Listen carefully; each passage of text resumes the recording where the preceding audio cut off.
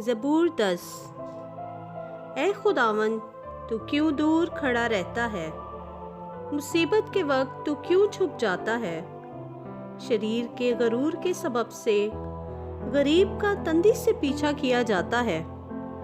جو منصوبے انہیں نے باندھے ہیں وہ انہی میں گرفتار ہو جائیں، کیونکہ شریر اپنی نفسانی خواہش پر فخر کرتا ہے اور لالچی خداوند کو ترک کرتا بلکہ اس کی اہانت کرتا ہے۔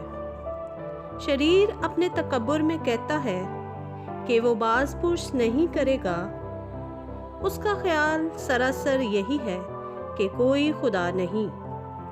اس کی راہیں ہمیشہ استوار ہیں، تیرے احکام اس کی نظر سے بعید و بلند ہیں۔ وہ اپنے سب مخالفوں پر پھنکارتا ہے۔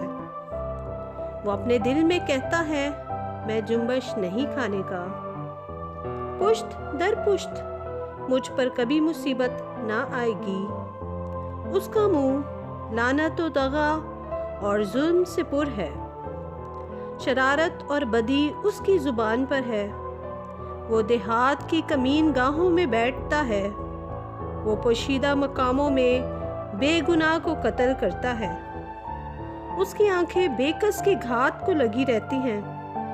وہ پوشیدہ مقام میں شیر ببر کی طرح دبک کر بیٹھتا ہے۔ وہ غریب کے پکڑنے کو گھاٹ لگائے رہتا ہے۔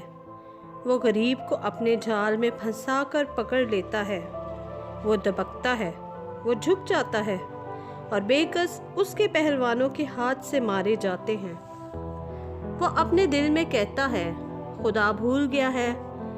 وہ اپنا منہ چھپاتا ہے، وہ ہرگز نہیں دیکھے گا۔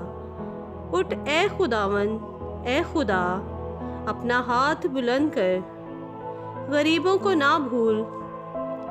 شریر کس لیے خدا کی اہانت کرتا ہے اور اپنے دل میں کہتا ہے کہ تو باز پرس نہ کرے گا۔ تو نے دیکھ لیا ہے، کیونکہ تو شرارت اور بغض دیکھتا ہے تاکہ اپنے ہاتھ سے بدلہ دے۔ بیگس اپنے آپ کو تیرے سپرد کرتا ہے، تو ہی یتیم کا مددگار رہا ہے۔ شریر کا بازو توڑ دے اور بدکار کی شرارت کو جب تک نابود نہ ہو ڈھونڈ ڈھونڈ کر نکال۔ اے خداوند عبدالآباد بادشاہ ہے، قومیں اس کے ملک میں سے نابود ہو گئیں۔ اے خداوند، تو نے حلیموں کا مدعا سن لیا ہے، تو ان کے دل کو تیار کرے گا۔ تو کان لگا کر سنے گا کہ یتیم اور مظلوم کا انصاف کرے، تاکہ انسان جو خاک سے ہے پھر نہ ڈرائے۔ آمین۔